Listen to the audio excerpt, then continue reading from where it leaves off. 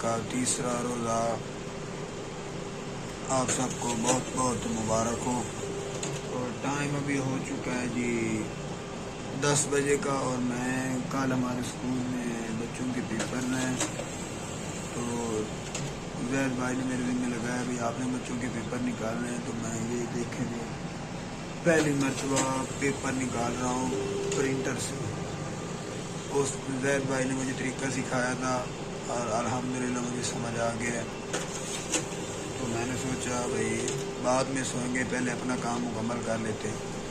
اور دوسری چیز بھی آپ کو دکھانی ہے، مچھردانی میں نے لی ہوئی ہے، ابھی یہ مچھردانی ہے، اس میں ابھی میں نے سو جانا ہے تھوڑی دیر تک، جب اپنا کام مکمل ہو جائے گا۔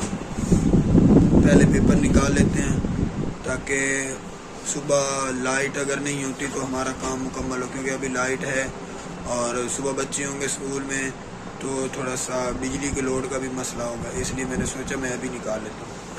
تو یہ آپ دیکھ سکتے ہیں مچھردانی ہے، یہ مچھردانی میں نے لی ہے جی 700 روپے میں۔